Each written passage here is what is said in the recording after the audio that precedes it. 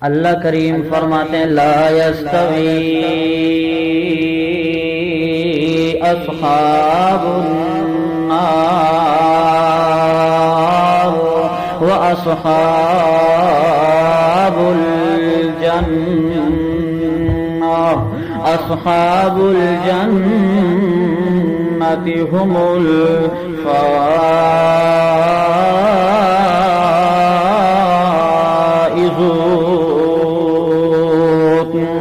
اللہ کریم فرماتے ہیں کہ دوزخ والے لوگ اور جنت والے لوگ برابر لا یستوی برابر نہیں ہو سکتے۔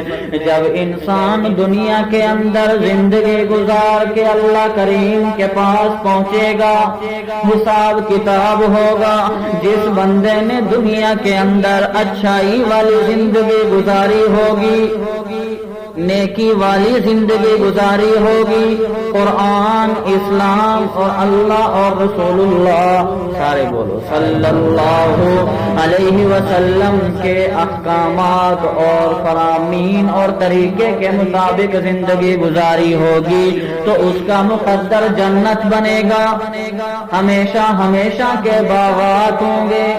اور جس بندے نے، جس انسان نے دنیا کے اندر گناہگاری والی زندگی گزاری ہوگی تو اس کا مقدر جہنم بن جائے گی، اس کا ٹھکانہ دوزخ ہوگا اور اس کے اندر ہمیشہ ہمیشہ رہ جائیں گے۔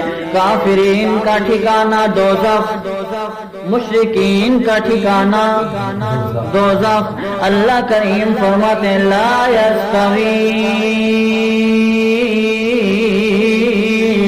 اصحاب النار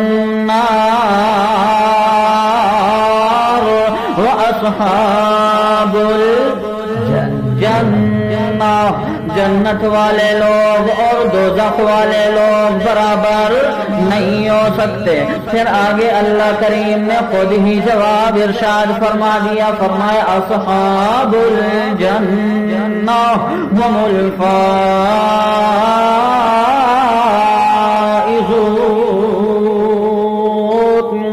جنت والے لوگ ہی کامیاب لوگ ہیں۔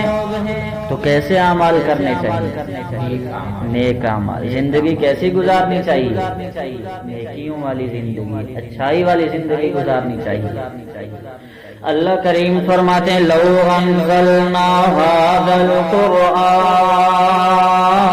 على جبل، اللہ کریم فرماتے ہیں کہ اگر ہم اس قرآن کو پہاڑ کے اوپر اتار دیتے، پہاڑ کے اوپر نازل کر دیتے تو اے مخاطب لرأیتہ خاشعا، تو آپ دیکھتے اس پہاڑ کو، ہو سے مراد یہ پہاڑ، اللہ کریم فرماتے ہیں کہ آپ اس پہاڑ کو دیکھتے خاشعا متصدعا من خشیت اللہ،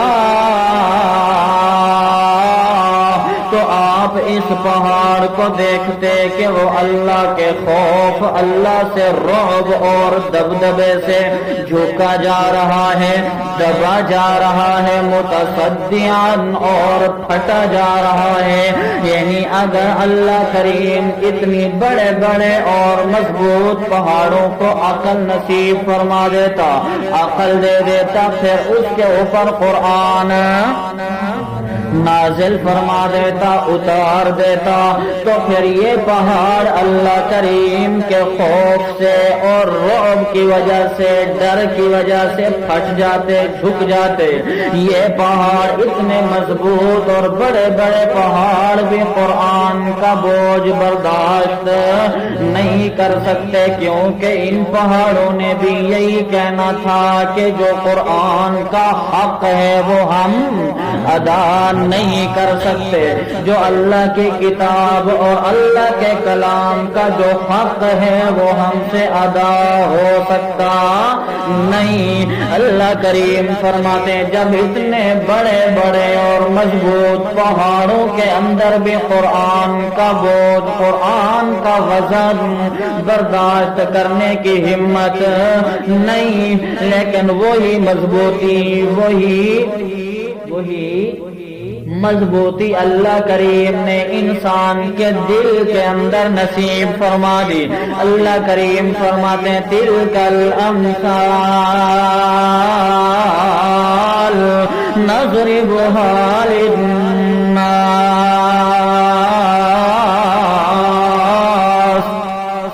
اسی طرح کی عجیب عجیب مثالیں ہم انسانوں کے لیے بیان کرتے ہیں۔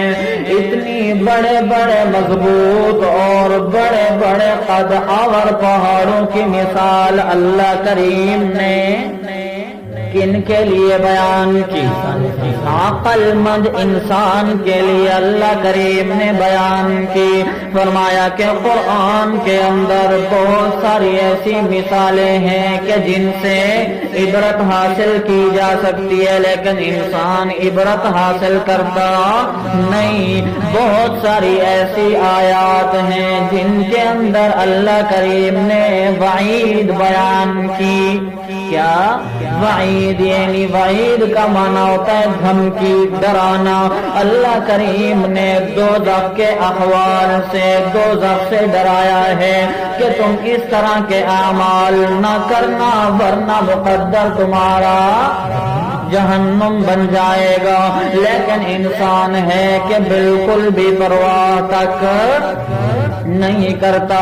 اللہ کریم نے بہت سی آیات کے اندر وعدے فرمائے ہیں کہ تم اس طرح کے اچھے اعمال کرو گے تو میں تمہارا ٹھکانہ جنت کو بنا دوں گا، لیکن انسان پھر بھی اس کی پرواہ تک کرتا نہیں۔ اللہ نے بہت ساری آیات کے اندر امر اور نہیں ارشاد فرمائی ہے، بہت سے کاموں کا کرنے کا اللہ نے حکم دیا، لیکن انسان ان کاموں کو کرتا نہیں۔ اللہ نے بہت سارے کاموں سے روکا، لیکن انسان ان سے رکتا نہیں۔ اللہ کریم فرماتے ہیں کہ پہاڑ یہ اتنے بڑے بڑے اور مضبوط پہاڑوں کی حالت تو یہ ہے کہ وہ اللہ کے خوف اور رعب سے دبے جا رہے ہیں، جھکے جا رہے ہیں، پھٹے جا رہے ہیں۔ اے انسان، ہم بھی آپ کے سامنے اس طرح کی مثالیں جو بیان کر رہے ہیں، کیوں؟ لعلہم یتفکرون،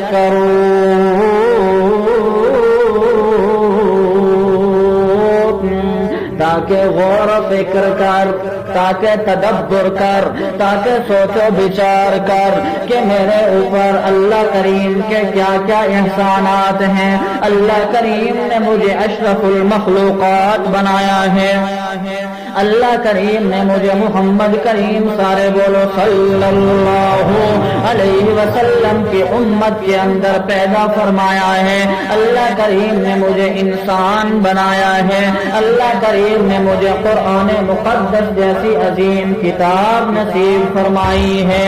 تو پھر ان ساری کی ساری احسانات اور ان ساری کی ساری نعمتوں کا تقاضا یہ ہے کہ اللہ کریم کے اس کائنات کے اندر، اللہ کریم کے اس کلام اور قرآن کے اندر غور و فکر کر کے، تدبر اور سوچ و بچار کر کے اللہ کو بھی ماننا چاہیے، رسول اللہ کو بھی ماننا چاہیے، کلام اللہ کو بھی ماننا چاہیے اور دین اللہ کو بھی ماننا چاہیے۔